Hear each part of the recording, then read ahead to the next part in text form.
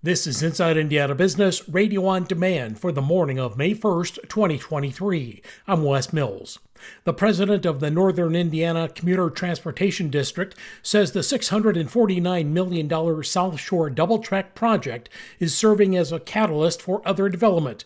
The commuter rail line is adding a second track from Michigan City to Gary. The project is expected to be complete in about a year.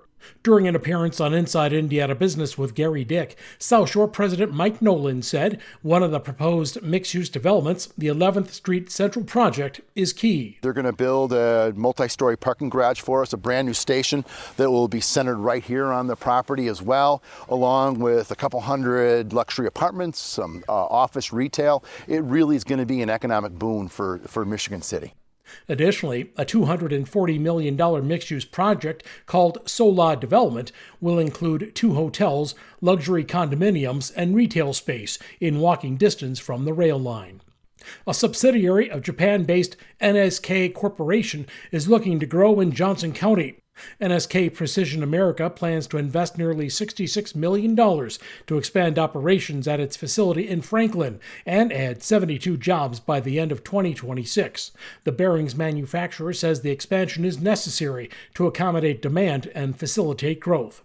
It's National Small Business Week, and the Indiana office of the U.S. Small Business Administration has named Indianapolis entrepreneur Danny Portee the district's Small Business Person of the Year. Portee is president and CEO of Indy-based Professional Management Enterprises, a professional services and personnel staffing firm. He also started WellTrans, a transportation provider for Medicaid patients who need assistance getting to medical appointments. From the number one source for Indiana business news, this is Inside Indiana Business, radio on demand. Get ready, Greater Lafayette. We're headed your way. IBJ Media, Inside Indiana Business, and the Indiana Economic Development Corporation invite you to the inaugural Engage Greater Lafayette event, presented by CareSource, Indiana University, and Old National Bank, Wednesday, May 17th, at the Union Club Hotel at Purdue University. We'll be diving into talent, education, and other issues shaping the regional economy. It's all about advancing the future of Indiana. More at ibj.com/engage. Indiana, it's time to get revved up. Inside Indiana Business is going racing. We'll be at the Indianapolis Motor Speedway for the month of May and take you inside the business of motorsports, from gasoline alley to high-tech race shops to small-town dirt tracks. We'll explore what fuels a billion-dollar industry in the state.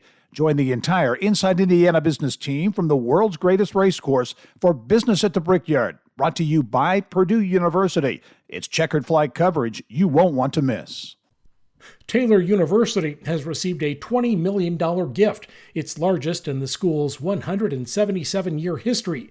The school in Upland said the gift from an anonymous donor will be used in a scholarship challenge match, doubling its value. The $44 billion biennium budget approved by the Indiana legislature Friday included STEM-focused funding for Indiana State University. Lawmakers approved $66 million of capital funding for the renovation of the Technology Annex building at ISU. The school says it is the largest capital project funded by the state in university history. Indiana State says its project will result in state-of-the-art instructional and laboratory space for a technology building that was built in 1980. The Merrillville Town Council will have the opportunity to decide whether to enact a 1% food and beverage tax. The Indiana legislature approved a tax measure that clears the way for Merrillville to implement the tax on dine-in and take-out food and drinks sold at restaurants and bars. The town says if it moves forward with the tax, it would generate $1.3 million annually. The Lafayette West Lafayette market has maintained its top position in the Wall Street Journal Realtor.com Emerging Housing Markets Spring Index. It was also ranked number 1 in the Winter Index. The Elkhart Goshen ranking is unchanged at number 3. Fort Wayne dropped 3 spots from the Winter Index, coming in at number 5. Rounding out the top 5, Bloomington, Illinois is number 2, and Lebanon, Pennsylvania is number 5. I'm Wes Mills, Inside Indiana Business, radio on demand.